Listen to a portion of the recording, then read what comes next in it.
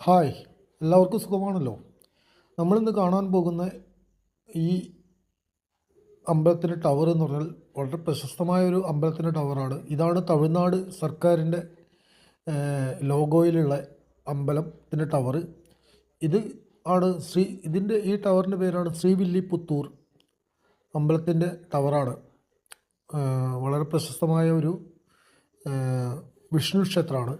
108 വൈഷ്ണവ ആലയങ്ങളിൽ ഒന്നാണ് ഈ അമ്പലം. അതിൻ്റെ കൂടെയുള്ള ബസ് സ്റ്റാൻഡാണ് നിങ്ങളീ കാണുന്നത്. ഇത് ശ്രീവില്ലിപുത്തൂർ ടൗണിൽ തന്നെയാണ്. ബസ് സ്റ്റാൻഡിന് അടുത്ത് തന്നെയാണ് അമ്പലം. അതുപോലെ ഒരു റെയിൽവേ സ്റ്റേഷനും ഉണ്ട് ശ്രീവില്ലിപുത്തൂർ. മധുരയ്ക്കും തിരുനെൽവേലിക്കും ഇടയ്ക്കാണ്. മധുരയ്ക്കും തിരുനെൽവേലിക്കും തെങ്കാശിക്കും ഇടയ്ക്കാണ് ഈ ശ്രീവില്ലിപുത്തൂർ എന്ന നഗരം.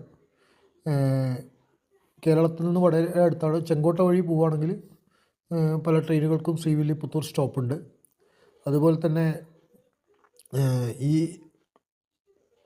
ബസ് സ്റ്റാൻഡ് എന്ന് പറഞ്ഞാൽ ചെറിയ ബസ് സ്റ്റാൻഡാണെങ്കിലും ഒരുപാട് ബസ്സുകൾ വന്ന് പോകുന്നൊരു സ്ഥലമാണ്. നമ്മുടെ കൊല്ലത്തു നിന്നൊക്കെ ബസ്സുകൾ ഈ ശ്രീവില്ലിപുത്തൂർ വഴിയുണ്ട് മധുരയ്ക്ക്. അതുപോലെ തന്നെ വേറൊരു കാര്യം പറയാനുള്ളത്, ശ്രീവില്ലിപുത്തൂർ വളരെ ഫേമസ് ആയിട്ടുള്ളൊരു ഒരു ഫേമസ് ആയിട്ടുള്ളൊരു സ്ഥലം കൂടിയാണ്. സ്വീറ്റ് എന്ന് പറഞ്ഞാൽ ശ്രീവില്ലിപുത്തൂർ പാൽക്കോവ വളരെ ഫേമസ് ആണ്. പാൽ കൊണ്ട് ഉണ്ടാക്കുന്നൊരു വിശിഷ്ട വിഭവമാണ് ശ്രീവില്ലിപുത്തൂരിലെ പാൽക്കോവ. അത് ഭയങ്കര ഫേമസ് ആണ്.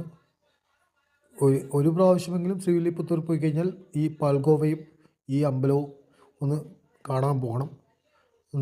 വളരെ ഒരു നവ്യമായൊരു അനുഭവമായിരിക്കും. എല്ലാവർക്കും ക്ഷേമമെന്ന് വിശ്വസിക്കുന്നു.